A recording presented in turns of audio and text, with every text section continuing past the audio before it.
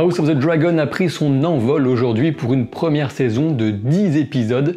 La première heure était aussi intense et magnifiquement réalisée qu'on pouvait l'espérer, et il y a énormément à en dire. Pour suivre la série en France, c'est simple, il faut s'abonner à OCS qui diffuse l'épisode dès 3h du matin chaque lundi en VO sous-titré français et en VF, et en replay dès 4h.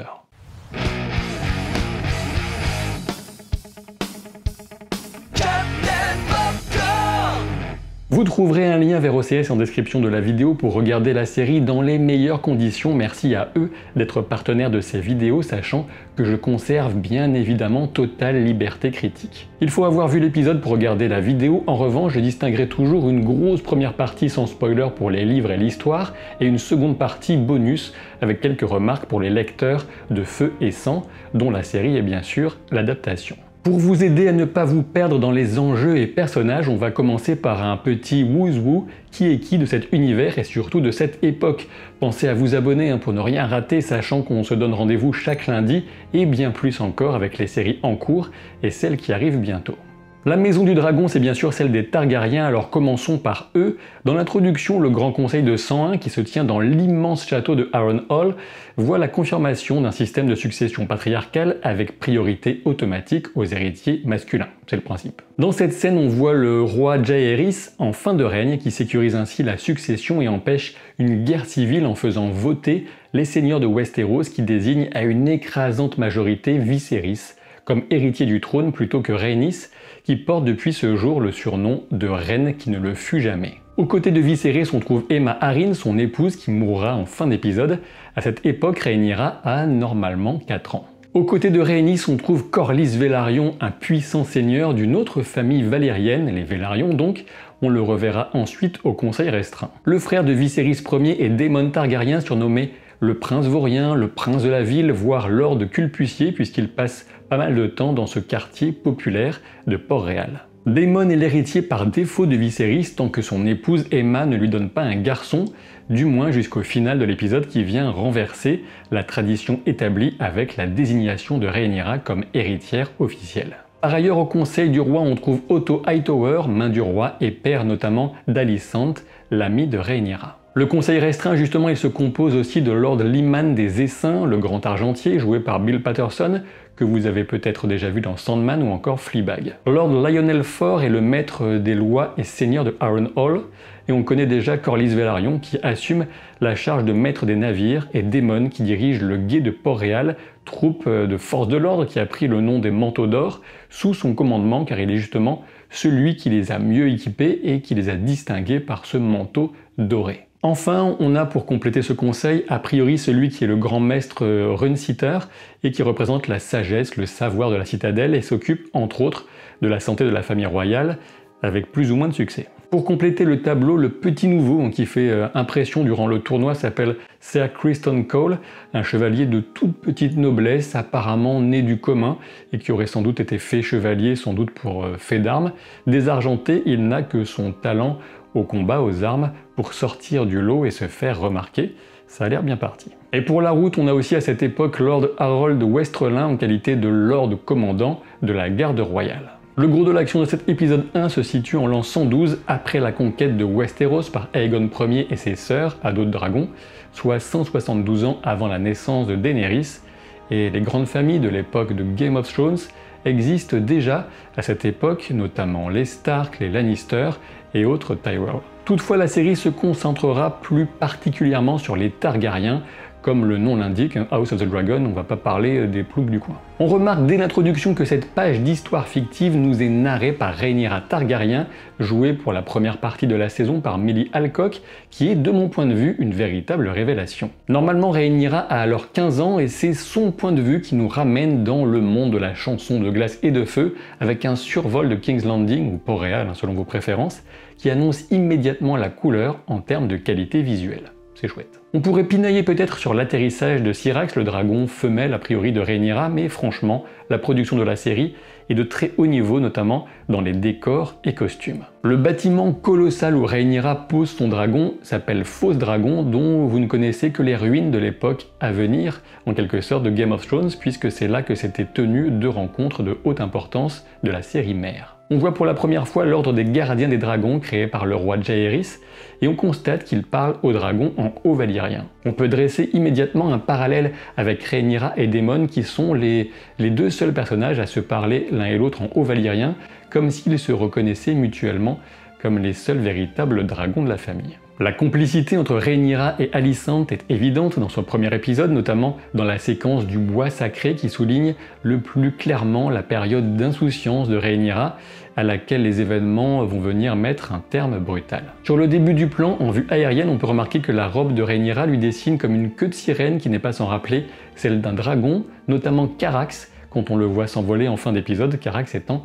le dragon de Daemon. Elle voulait voler à dos de dragon, manger des gâteaux et passer sa vie dans le giron d'Alicent, mais on peut supposer que son avenir sera un tout petit peu plus compliqué, malheureusement. Petit clin d'œil aussi de cette scène comme en dehors du temps avec cette ambiance si particulière apportée par le Baral et son bois sacré du Donjon Rouge, on a l'évocation de l'histoire de Nymeria et de ses 10 000 navires. Clin d'œil amusant car il s'agit là de l'un des nombreux projets de spin-off que HBO pourrait un jour valider, une histoire totalement épique dans le lointain passé de Westeros, et on se souvient que Nymeria fascinait déjà Arya Stark, à tel point qu'elle avait donné le nom de cette héroïne à sa louve. Lorsque Rhaenyra se préoccupe de sa mère Aemma Arryn, alors que le reste du monde est obsédé par le bébé à naître, on a déjà un résumé de la condition de la reine qui trouvera une expression ultime et terrible en fin d'épisode. On peut dire qu'en quelque sorte, la reine ne serait perçue que comme des entrailles qui devraient donner coûte que coûte un héritier masculin. Alors certes, heureusement la place des femmes était nettement plus riche et subtile au Moyen-Âge, mais on ne peut nier l'importance essentielle de la notion d'héritier royal dont dépend souvent la paix du royaume. Et lorsqu'Aemma affirme que l'accouchement est le champ de bataille des femmes de son rang, on trouve une citation presque mot pour mot tirée de Feu et Sang. Pendant ce temps, au conseil restreint, le roi Viserys termine une blague dont on n'entendra jamais le début sans doute, comme un clin d'œil à la blague de Tyrion dont on n'entendra jamais la chute dans Game of Thrones. Corlys Velaryon met en garde le conseil contre les ambitions de la Triarchie, le nom d'une alliance de cités libres dont la puissance maritime est en pleine croissance, notamment sous les ordres d'un certain Kragas Drahar, surnommé le gaveur de crabes. On se doute bien qu'on entendra à nouveau parler de ce sémillant personnage qui vend déjà du rêve de par son sobriquet. Toutefois, le conseil dirigé de toute évidence par Otto Hightower, main du roi, plutôt que par Viserys lui-même, préfère parler du tournoi qui doit marquer la naissance de l'enfant à venir. La relation privilégiée de Daemon et Rhaenyra est bien exprimée lorsque la princesse est la première informée de l'arrivée de son oncle par le Lord Commandant de la garde royale. L'ambition de Daemon, assis sur le trône, est on ne peut plus claire. Cette version du trône est absolument magnifique, en conservant bien sûr le design rendu célèbre par Game of Thrones, mais en y ajoutant l'ampleur et la menace de toutes ces épées supplémentaires qui se rapprochent davantage de la démesure du trône tel qu'imaginé par J.R.R. Martin. Le lien oncle-nièce prend une forme solide avec ce collier d'acier valyrien. Matt Smith est l'autre présence dominante du cast pour l'instant, même si j'apprécie aussi fortement celle de Paddy Considine, dans le rôle plus subtil sans doute du roi Viserys. Tout l'enjeu de ce premier épisode est aussi de poser l'énigme de la relation entre Daemon et Rhaenyra et ce qu'elle pourrait devenir alors que cette dernière devient l'héritière officielle du trône. Le trône justement, ne le quittons pas, le roi souligne à raison qu'il s'agit du siège le plus dangereux du royaume, au sens figuré bien sûr, mais aussi au sens propre, alors que ce serait une coupure ancienne qui serait à l'origine de la plaie soignée par les maîtres. On remarque que Otto Hightower demande au grand maître la discrétion à ce sujet, un point à développer dans la partie lecteur en fin de vidéo. Entre Viserys et sa reine Aemma Arryn, on sent l'aspect éminemment délicat du sujet des naissances, ou plutôt de leur absence. Un bébé mort au berceau, 2 morts-nés et 2 fausses couches, tout ça en 10 ans. Et après avoir eu Rhaenyra, rappelons-le, ça fait beaucoup trop bien sûr. Et il est vrai que l'accouchement était éminemment plus dangereux avant les progrès de la médecine, autant pour les femmes que pour les enfants. On remarque dans cette scène du bain que la reine joue avec l'alliance d'or que le roi fixera tristement après la tragédie en fin d'épisode. L'épisode d'ailleurs prend un malin plaisir à alterner le point de vue entre ce qu'on pourrait résumer, très grossièrement certes, entre le monde des femmes et ses questions véritablement profondes, et le monde des hommes avec ses distractions en quelque sorte et ses violences. Un contraste, une construction qu'on retrouvera notamment à son paroxysme dans le montage entre le tournoi et l'accouchement de l'enfer. On retrouve donc Daemon qui joue au meneur d'hommes et qui est plutôt doué pour ça apparemment, alors qu'il galvanise les manteaux d'or pour en faire une force de répression, crainte et respectée dans les bas-fonds de la cité. Assiste-t-on à beaucoup de violence? Oui, sans aucun doute. Est-elle gratuite?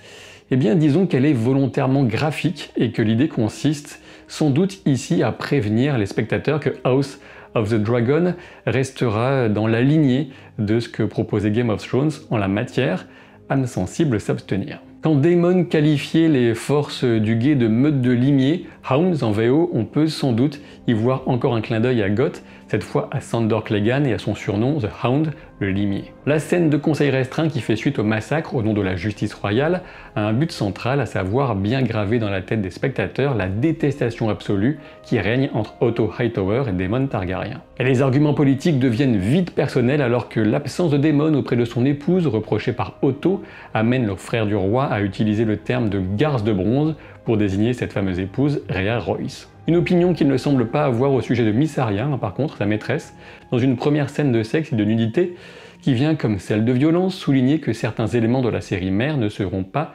spécialement édulcorés ici. Alors, s'agit-il de trop de nudité, de sexposition, comme on dit? À titre personnel, je pense que si reproche à faire il y a en ce domaine, ce serait éventuellement au livre qui décrit Daemon comme un débauché qui passe son temps dans les lupanards. Par ailleurs, l'argent, le pouvoir et le sexe restent des moteurs essentiels d'action humaine, qu'on le veuille ou non, et dans une série qui se veut directe dans son approche de la psychologie humaine et surtout de sa part sombre, rien de bien étonnant. Ce que j'espère surtout, c'est que le rôle de Mysaria sera développé et enrichi par rapport à ce qu'il est dans les livres, d'autant plus avec une actrice comme Sonoya Mizuno, qu'on connaît notamment, en tout cas pour ma part, des œuvres d'Alex Garland comme Ex Machina ou l'excellente série Devs. Venons-en au tournoi. Visuellement, c'est une grande réussite, aussi bien dans les couleurs et détails des costumes, armoiries et armures, que dans la mise en scène et l'exécution des joutes. Un tournoi, bien sûr, c'est jouer à la guerre pour, si possible, éviter de la faire en vrai. C'est un sport qui canalise les pulsions guerrières, notamment des hommes, malheureusement, et le reproche que je ferai à ce tournoi, en revanche, c'est qu'il est bien trop violent. Ouais. On se retrouve avec des coups mortels volontairement portés lors des combats à pied, avec des têtes qui explosent, et ce n'est évidemment pas comme cela que se déroulait un véritable tournoi.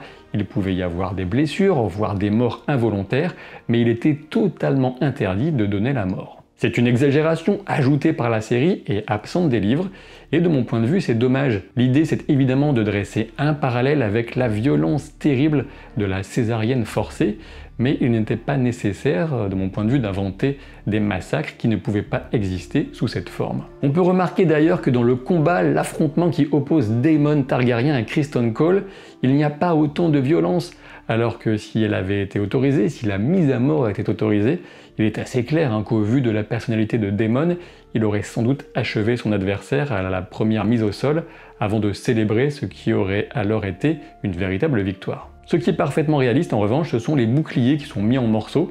Et oui, les boucliers sont des consommables qu'on change très régulièrement et qui ne résistent pas à beaucoup de combats de suite. Dans le prolongement de la haine entre Daemon et Otto Hightower, on remarque bien sûr que le Targaryen défie le fils de la main du roi avant de demander la faveur de sa fille, de manière d'agacer son adversaire politique. J'en viens maintenant au moment le plus dur et sans doute controversé de l'épisode avec l'accouchement. Alors la série remet-elle le couvert avec de la complaisance dans la violence faite aux femmes? Personnellement, je pense que c'est tout le contraire. La grande dureté des images et leur aspect cru et implacable est justement présent pour dénoncer ce qu'on fait subir à Aemma Arryn et surtout sans son consentement. Le roi est face à un choix terrible qui l'amène en quelque sorte à choisir entre son rôle d'époux et celui de roi. Toutefois, ce qui est à la fois impardonnable mais aussi très éloquent, je pense, sur cette société et son rapport de force déséquilibré, c'est qu'il prend cette décision sans jamais consulter son épouse, qui devrait avoir le dernier mot quant à son propre corps, bien évidemment, dans notre vision actuelle, qu'on espère plus évoluée. La série frappe d'autant plus juste dans le contexte de remise en cause du droit à l'avortement aux États-Unis, sans parler des nombreux pays où la question du droit des femmes ne se pose même pas. Les regards des sages-femmes toutefois en disent long sur ce qu'elles pensent de cette boucherie. Une boucherie inutile bien sûr, avec la terrible transition à la scène du bûcher, qui est aussi celle de la perte d'innocence et de passage à l'âge adulte pour Rhaenyra, qui doit donner l'ordre de crémation à Syrax, son dragon. Ici on apprécie l'ambivalence de Daemon qui trouve les mots pour sa nièce tout en exprimant une tristesse sincère, je crois, un choix intéressant qui vient de l'acteur Matt Smith, comme indiqué dans la vidéo des coulisses de l'épisode. La brutalité politique s'exprime immédiatement dans le conseil réuni sans doute sur demande de la main du roi, Otto Hightower, qui craint pour sa vie, mais il travestit cela en crainte pour le royaume si Daemon devait succéder à son frère. Alors on constate que Daemon espionne la scène, ce qui peut étonner car la salle du conseil devrait pouvoir éviter ce type d'espionnage facile, mais bon, admettons. Otto fait référence à Maegor le Cruel et agite ce souvenir d'un roi terrible comme un épouvantail de ce que pourrait devenir Daemon s'il accédait au trône. Évidemment, Viserys se met en colère et on trouve dans le phrasé de sa réponse une référence à un des livres de la saga de J.R.R. Martin, peut-être le meilleur d'ailleurs, A Feast for Crows, un festin pour les corbeaux. La décision de Otto Hightower d'envoyer sa fille Alicent consoler le roi dans sa chambre n'a pas besoin d'un dessin, j'imagine. Ce qui est plus intéressant, en revanche, c'est de souligner qu'Alicent a sans doute parfaitement conscience de ce qui est alors en jeu. Rappelez-vous, dans sa discussion avec Rhaenyra dans le bois sacré, on pouvait déjà comprendre qu'Alicent se préoccupe, elle, de sa position dans le pouvoir, contrairement à ce qu'affirmait Rhaenyra, même si c'était sans doute faux, et une réponse découlant de la blessure de ne pas être considérée du fait de son sexe. Lorsqu'Alicent arrive, offerte sur un plateau au roi endeuillé, on constate qu'il construit un magnifique décor et la seule conclusion possible pour moi, c'est que Viserys est un maître du jeu et qu'il prépare un décor d'actual play pour sa prochaine séance de jeu de rôle. Ah oui. Et ça tombe bien puisque la mienne de séance de jeu de rôle c'est demain, mardi 23 août à 20h30 sur Twitch, avec une nouvelle aventure durant l'âge des arbres de la Terre du Milieu. Allez jeter un œil sur ma chaîne YouTube secondaire si ça vous intéresse, il y a un lien en description. Deux façons de faire son deuil alors que Daemon est dans un lupanar de culpussier. Malgré la fête et la débauche qui l'entoure, on sent la tristesse peser sur lui, et ce sont plutôt les circonstances qui le poussent à lancer un toast en l'honneur de l'héritier d'un jour. Choix intéressant de ne pas le montrer prononcer la phrase, pour laisser sans doute au spectateur imaginer le ton avec lequel Daemon a pu la prononcer, selon qu'on l'apprécie déjà ou qu'on le déteste avec passion, ou un peu des deux sans doute. Quoi qu'il en soit, l'occasion est trop belle pour permettre à Otto de discréditer Daemon et profiter de la douleur de Viserys. Dans le face-à-face entre les frères, on apprécie toutefois la franchise sans filtre de Daemon qui pointe la faiblesse qu'il ressent chez son aîné et surtout l'usage qu'en font ceux qui l'entourent. Dès lors, on s'interroge forcément quant aux motivations de Viserys pour nommer sa fille comme héritière, entre culpabilité pour la mort de sa femme, rancœur envers Daemon et véritable conviction dans les capacités de Rhaenyra. C'est compliqué, c'est sans doute un peu de tout ça.